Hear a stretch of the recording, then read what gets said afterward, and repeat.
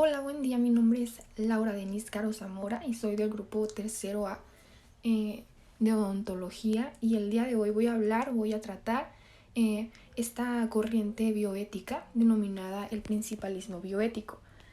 Yo considero que es importante primeramente mencionar qué es un principio. Un principio, como aquí dice, es una constricción racional histórica, por lo tanto no es absolutamente inmutable, es decir, que no necesariamente es algo que no se tenga que cambiar o no se tenga que alterar, porque los principios están en constante, se podría decir que podrían estar en evolución. Entonces, su función principal vendría siendo establecer los elementos firmes sobre los que se asenta la toma de decisiones. Concluyendo entonces, un principio es una base de ideales, de fundamentos, reglas y hasta políticas, pues de las cuales van a nacer las ideologías, todas aquellas teorías, doctrinas y religiones, también creencias que cada individuo acepta o cada sociedad lleva a cabo. Entonces, cuando hablamos de enfoque principalista, hacemos referencia a que el principalismo asume la necesidad de un fundamento universal para lo que viene siendo la ética. Salvaguarda elementos que parecen irrenunciables y que es preciso garantizar o de alguna manera proteger. Entonces, algunos de los principios que guían la acción, que guían a esta acción es la garantía, la racionalidad y la prudencia. Entonces, que se exige en lo que es la deliberación moral. El consenso de estos principios no exime de la labor de pensar y dialogar para lograr una decisión que esté razonada y razonable. Entonces, los principios orientan este proceso, pero no lo eliminan. Ya centrándonos a lo que viene siendo esta corriente, el principalismo, remontamos a aquella década de los 80, aproximadamente 1979, aparecieron dos personajes, Tom Beauchamp y Childress, quienes en este año publican un libro llamado Los principios de la ética biomédica. Con esto entonces se da inicio a esta corriente.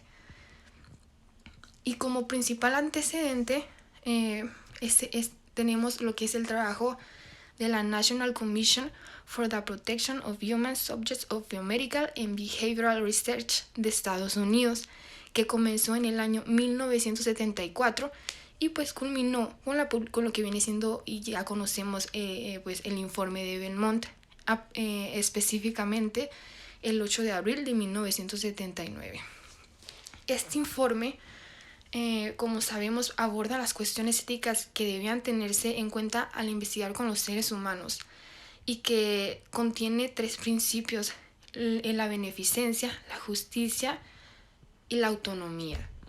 Entonces, estos principios Childress los toma como una base para un planteamiento bioético, es decir, los mejora, y aquí es donde se plantea el cuarto principio, el principio de la no maleficencia.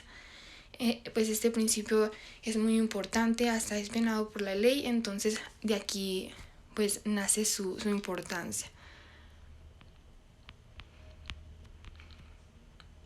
El principalismo entonces es una corriente o paradigma moral.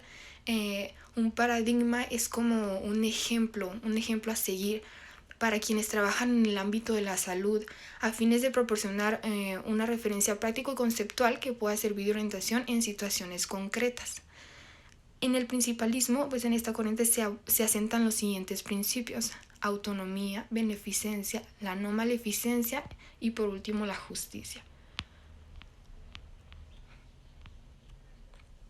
El principio de autonomía. El principio, cuando hablamos de autonomía nos referimos a la capacidad de gobernarse a uno mismo. Es la capacidad de tomar decisiones sobre lo que puede suceder con nuestro propio cuerpo. Entonces, este principio incorpora que los individuos deben ser tratados como agentes autónomos. Como ahí dice, es la capacidad de tomar decisiones sobre lo que puede suceder con nuestro cuerpo o a qué nos estamos sometiendo, ¿no? Destacando que las personas pues con autonomía disminuida tienen derecho a ser protegidas.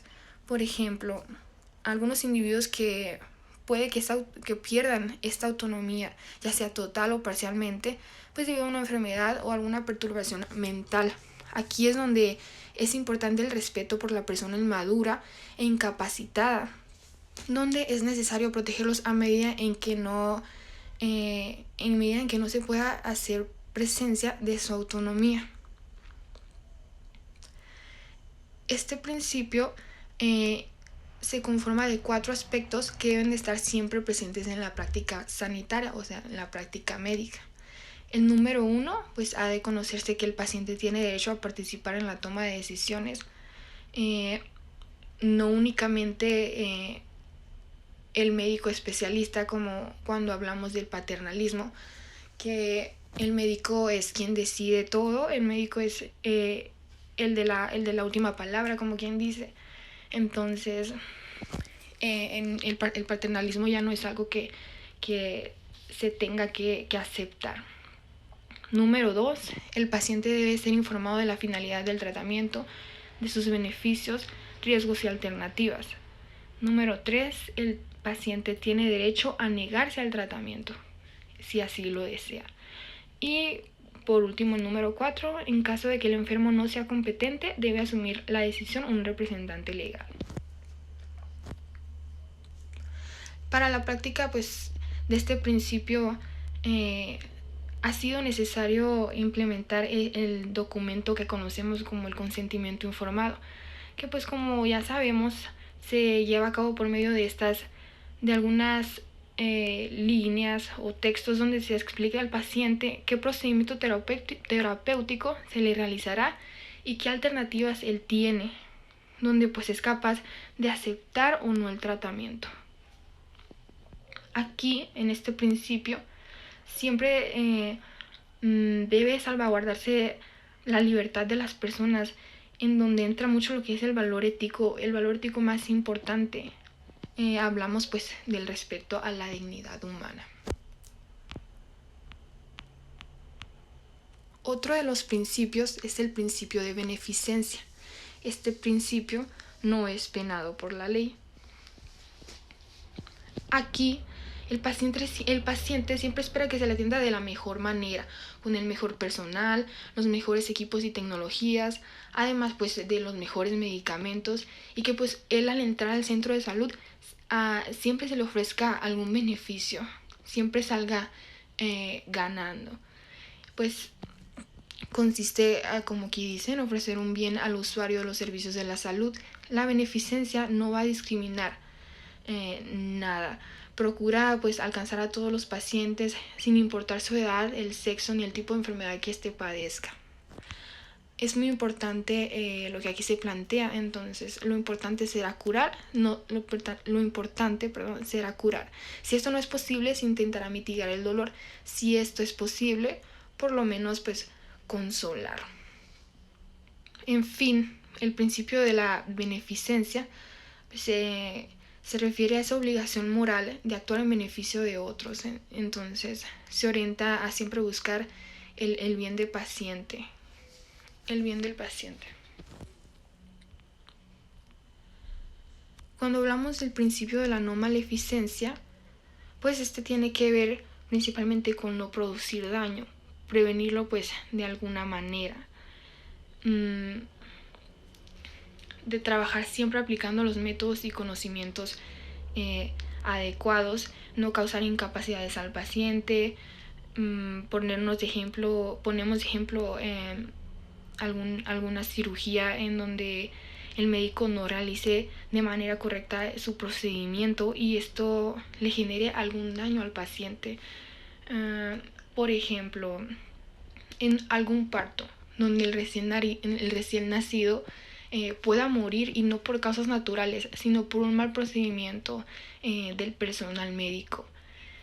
Y esto pues se lleva a cabo o se debe principalmente a la falta del conocimiento por medio del personal o la formación que ese médico o odontólogo o algún otro especialista de la salud haya tenido durante su formación médica, y que al realizar la práctica, pues ahí se vea reflejado.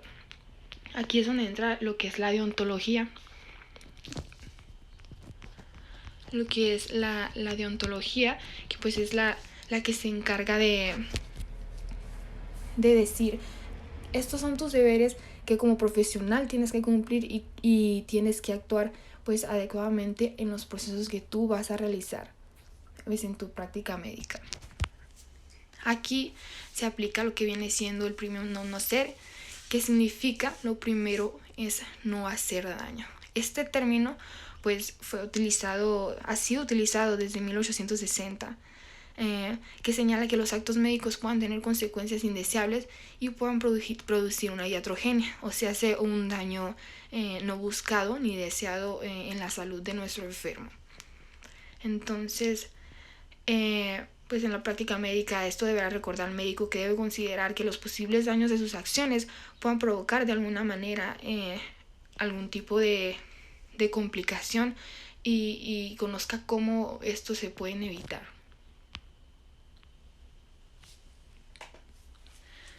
Por último, el principio de la justicia. El principio de la justicia contempla que todo individuo tiene derecho al trato igualitario, como los demás seres humanos, sin importar las condiciones de su vida, de su salud, de sus creencias o de su posición económica. Por ejemplo, en el área de pediatría, este principio tiene la obligación a tratar a los pequeños como iguales, dignos del mayor respeto, sin hacer diferencias o preferencias entre ellos.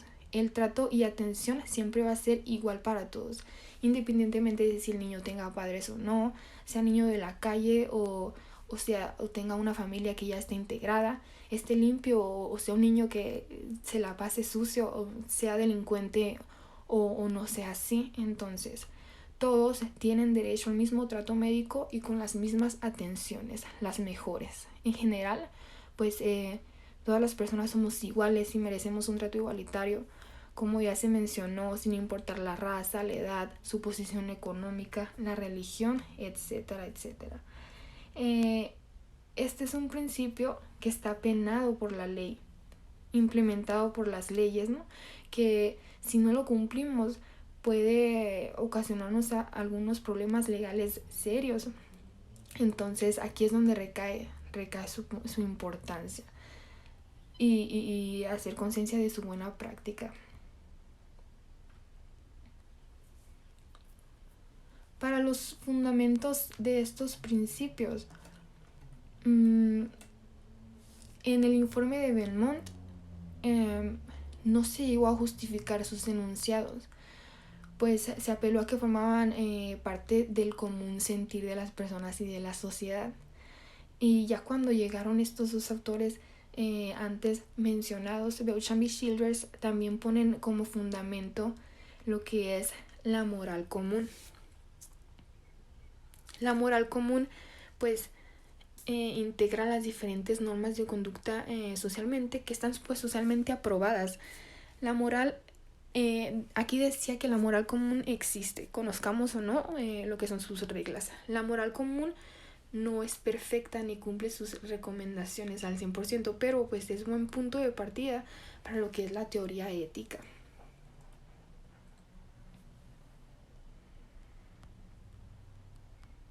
Como conclusión, pues el principalismo es una corriente que llega para ofrecer más que nada un beneficio a nuestra ética como profesional de la salud. Este llega a fomentar valores tan importantes como la justicia, la integridad, la igualdad, la equidad, el respeto, entre muchos otros, ¿no?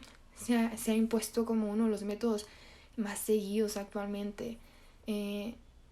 Cuando hablamos del desarrollo de la ciencia, pues sabemos que esta trae consigo la aplicación de muchas y nuevas tecnologías que puedan conllevar a desafíos éticos impostergables.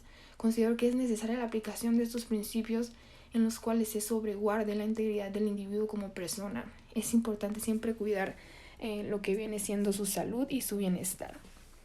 El informe de Belmont y el posterior desarrollo y confección de lo que vienen siendo sus conclusiones da lugar a esta importante corriente bioética, la cual, si bien no es la más única, pues es una corriente que tiene una buena metodología al momento de ejercer su práctica médica en la atención de la salud. Considero que siempre debería de seguir empleándose y pues trae consigo muchísimos beneficios. Da mucha importancia a lo que es la autonomía. Es la que más se aplica actualmente, como ya mencioné, porque aquí también se hacen válidos lo que son los documentos bioéticos, por lo cual pues tiene un pequeño parecido con lo que es la bioética personalista. El principalismo siempre se adapta a los nuevos procedimientos y a la innovación médico-práctica para estar siempre a la vanguardia, con la finalidad de promover un bien íntegro pues en cada individuo.